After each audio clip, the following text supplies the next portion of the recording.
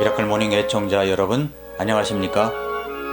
사람마다 정말 죽을 뻔했다고 하는 경험을 다 가지고 있다고 생각합니다. 저도 그런 기억들이 있습니다. 어렸을 때 시골에서 논 옆에 있는 웅덩이가 있죠. 웅덩이에 빠져가지고 허우적거릴 때 어린 마음에도 이제는 죽었구나 라고 생각하고 그야말로 꼬르락거리고 올라갔다 내려갔다 하고 있었을 때 어떤 형이 손을 잡아 끌어내서 살아난 경험이 한 2번 정도 기억하고 있습니다. 그 형 이름은 모르지만 얼굴도 기억은 나지 않지만 저의 손을 잡아 끌어내 주었던 그 순간은 기억하고 있습니다. 또 사람마다 큰일 날 뻔했다라고 한 적도 모두 갖고 있다고 생각합니다. 어휴, 큰일 날 뻔했네 하고 안도의 숨을 내쉴 때 있지 않았습니까? 가만히 한번 생각해 보십시오. 사고 날 뻔했던 적, 넘어질 뻔했던 적, 큰 손해가 날 뻔했던 적, 이런 경험들을 누구나 다 갖고 있습니다. 그런데 가장 큰 경험은 아마 정말 갑자기 쓰러져 내버려두면 죽을 수도 있었을 텐데 기적적으로 살아났을 때의 경험은 아마 두고두고 가슴을 쓸어내리며 잊혀지지 않을 것이라고 생각합니다. 그때 그 암이 일찍 발견하지 않았더라면 나는 어떻게 되었을까? 그때 내가 가족들이 옆에 없었더라면 나는 어떻게 되었을까? 그때 내가 수술실에서 혹시 잘못 되었더라면 내가 어떻게 되었을까? 그때 그분의 도움이 없었더라면 내 사업은 어떻게 되었을까? 이런 경험들은 두고두고 잊혀지지 않는 그런 경험이라고 생각이 됩니다. 그러한 경험은 누구에게나 적어도 한두 가지 이상은 다 갖고 있습니다. 제가 지난 시간에 말씀드렸었지요. 여러분이 살아난 경험을 가지고 백만장자 메신저가 되라고요. 누구는 자동차 사고에서 기적적으로 살아난 경험을 가지고 그것을 메시지로 만들어 다른 사람을 돕는 일을 하다가 돈도 벌고 사람들에게 희망도 주는 인생을 사는 사람도 있습니다. 똑같은 이야기에 살을 붙여서 이렇게 저렇게 사람들에게 이야기를 해줍니다. 그러한 이야기를 듣고 사람들은 감동을 받고 새로운 삶에 대한 동기부여를 받고 살아갑니다. 그 새롭게 동기부여를 받은 사람이 또 다른 사람에게 소개하며 이야기합니다. 그러면 그 사람이 그 또 세미나 현장에 또 찾아와 듣습니다. 이러한 일들을 계속하고 있는 사람이 바로 백만장자 메신저, 이 책입니다. 백만장자 메신저라는 책을 쓴 브랜든 버처드입니다. 한국에서도 브랜든 버처드를 만나서 세미나를 들었다, 수료증이 있다, 그 사람과 사진을 찍었다고 보여주면서 이야기하는 강사들에게 또 사람들이 몰립니다. 자기의 경험을 팔고 있는 사람들입니다. 그런데 여러분, 구원받고 예수님을 믿고 구원받고 새로운 창조물로 살아가는 그리스도인들은 어떤 모습입니까? 예수님을 믿고 구원받은 사람들은 구원의 체험을 다 갖고 있습니다. 구원받은 경험 말입니다. 그 체험을 가지고 가만히 살아가는 것이 아니라 그것을 이야기로 엮어서 다른 사람에게 말해주는 것, 이것을 간증이라고 말합니다. 그래서 간증이 있는 삶을 살아가야 한다는 말씀을 우리가 하고 있는 것입니다. 구원받고 새로운 창조물로 살아간다는 것이 이만저만한 일입니까? 이것은 정말 기적입니다. 기적. 그런데 일생에서 흔하게 일어나는 일처럼 아무렇지도 않게 살아간다는 것은 좀 문제가 있는 것입니다. 예수님의 구원의 기쁨이 정말 그런 것입니까? 제 경험으로는 아니던데요. 저는 1978년 5월 14일 예수님을 구주로 믿고 너무나도 감사해서 그 감격했던 장소, 1시간 내내 내 죄를 생각하며 울었던 장소, 요한복음 5장 24절 말씀을 보았을 때 내가 그렇게 되었다는 사실 앞에서 구름 타고 날아가는 손오공처럼 집에 왔던 생각들, 이런 생각들이 잊혀지지 않습니다. 어디 저만 그런 체험을 하였습니까? 여러분도 구원받은 것이 분명하다면 똑같은 경험들을 다 갖고 있을 것입니다. 그 구원받은 체험은 기적의 체험입니다. 우리는 그런 체험들, 경험들을 갖고 있습니다. 제가 종종 언급하는 책 가운데 하워드의 선물이라는 책이 있습니다. 여기 하워드의 선물이라는 책이 있습니다. 이 하워드라는 사람이 지은 책이죠. 하워드 교수는 40년 넘게 하버드 경영대학원에서 교수로 재직하고 있는 분입니다. 미국 경영학계의 살아있는 전설이자 하버드 경영대학원에서는 최고의 교수로 꼽히는 분입니다. 그는 사업적 탁월성, 예리한 심리적 통찰력, 에너지 넘치는 정신력을 갖춘 사람으로서 수천 명의 학생들에게 그리고 세계적인 경영 리더들을 가르치고 상담하고 그들의 멘토가 되어주고 있습니다. 정말 탁월한 교수입니다. 그런데 그런 그분이 갑작스러운 심장마비로 캠퍼스에서 쓰러졌습니다. 여러분, 하버드 대학 교수도 쓰러질 수 있습니다. 누구나 갑자기 쓰러질 수 있습니다. 여러분에게 그런 일이 안 일어날 것이라고 생각하지 마십시오.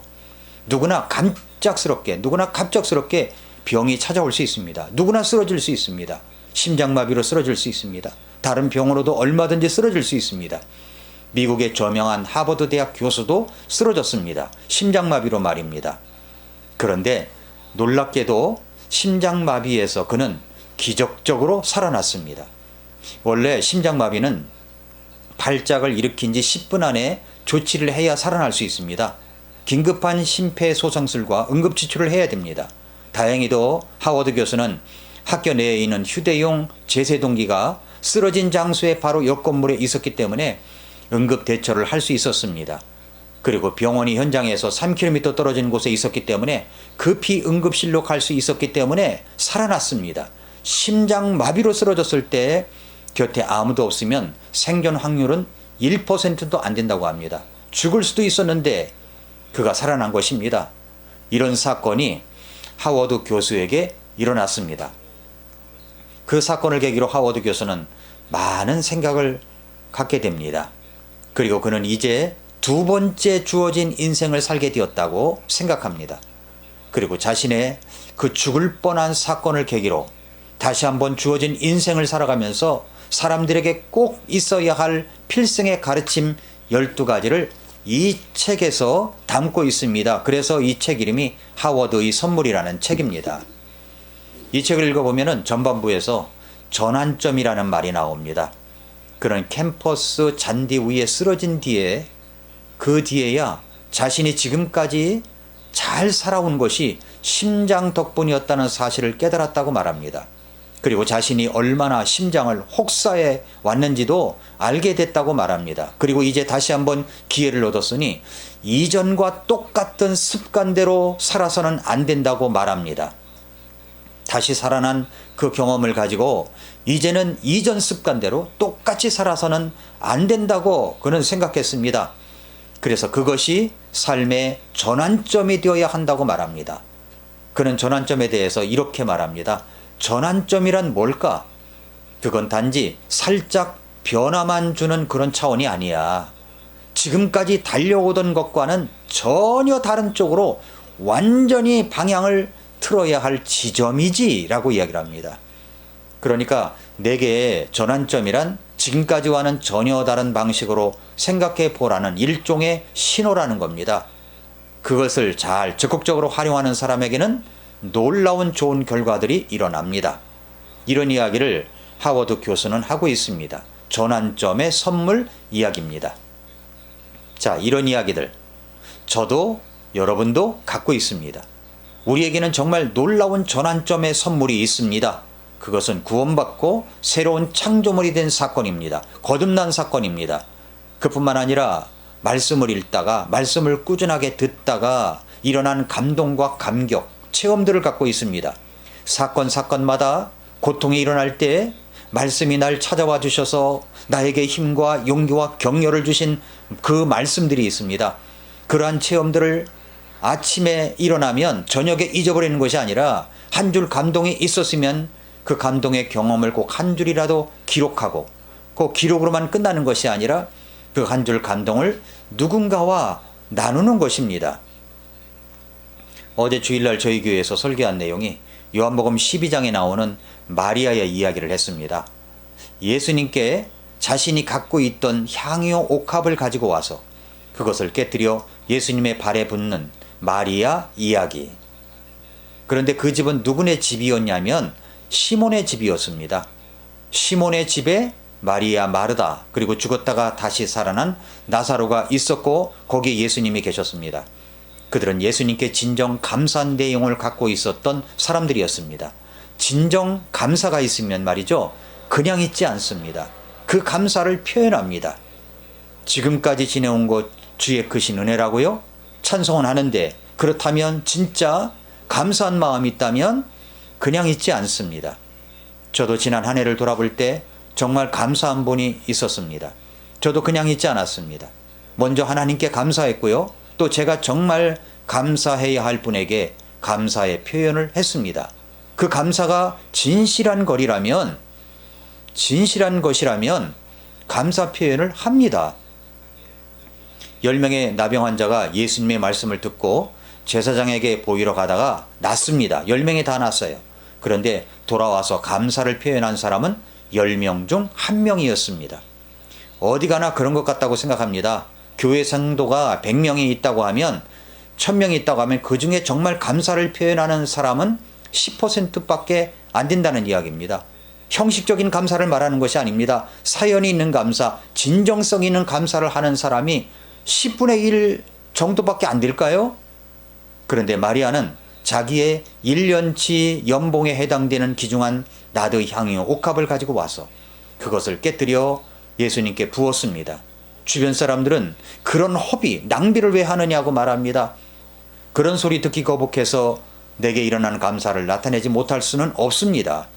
그 감사를 그렇게 표현을 했더니, 마리아가 그렇게 표현했더니 예수님께서 마가복음 14장 9절에서 이렇게 말씀하셨어요. 진실로 내가 네게 이르노니 온 세상 어디든지 이 복음이 선포되는 곳에서는 사람들이 그녀가 행한 일도 말하여 그녀를 기념하리라 하시니라. 와, 놀랍지 않습니까? 그저 자기에게 일어난 일, 구원받고 예수님께 은혜를 입은 것이 너무나 감사해서 그저 자기가 갖고 있었던 것, 그 중에서 가장 소중한 것을 드렸을 뿐인데 이렇게까지 말씀해 주시다니요. 온 세상 어디든지 이 복음이 선포되는 곳마다 이 마리아가 행한 일도 말하고 기념하리라. 그렇습니다. 저와 여러분이 구원받은 그 간증 이야기들, 하나님의 말씀을 듣고 읽다가 일어난 그 체험들, 이야기들을 가지고 그저 감사해서 주님께 영광을 올려드리고 사람들에게 나누기만 하면 예수님께서 마리아를 보고 말씀하신 칭찬을 우리에게도 해 주신다고 믿습니다. 지난 1년 동안 일어난 여러분의 믿음으로 인한 체험들, 하나님께서 주신 체험들, 성령께서 역사하신 체험들을, 말씀을 통해서 일어난 일들을 이야기로 만들어서 나누어 주십시오. 전하십시오. 우리는 새로운 문명의 이기들을 사용할 줄 알아야 된다고 생각합니다. 그리고 그것을 가지고 전하는 법도 알아야 합니다. 이제 이 세상은 새로운 문맹자들이 생기는데 AI 문맹자들이 생겨난다고 말하지 않습니까? 앞으로의 세상은 그래도 조금은 내가 영상을 찍고 그것을 보내는 것 정도는 할 줄 알아야 합니다. 왜 그렇게 할까요? 내게 일어난 주님의 간증을 나누어 주기 위해서 그렇습니다. 그런 이야기를 저에게 보내주십시오. 이어지는 광고글을 참고하시어서 보내주시면 12월 마지막 주간은 그런 간증을 유튜브 영상을 통해서 올리도록 하겠습니다. 5분 정도의 영상이나 음성이나 또 직접 전화 인터뷰나 줌 영상으로도 할 수 있습니다. 아니면 여러분이 간증 사연을 글로 적어서 보내주십시오. 브랜든 버처드는 당신의 경험이 돈이 되는 순간이 온다고 했습니다. 그러나 우리는 내게 일어난 경험이 사람을 살리는 순간들을 맞게 될 것입니다. 그것도 영생의 이야기를 통해서 말입니다. 마스크로 입을 가리고만 있는 것이 아니라 우리가 입을 열어 전해야 합니다. 그것이 바로 영상을 통해서 그렇게 할 수가 있습니다. 간증을 보내주십시오. 여러분에게 일어난 전환점의 선물은 무엇입니까? 그것을 전하십시오. 오늘도 미라클 모닝입니다.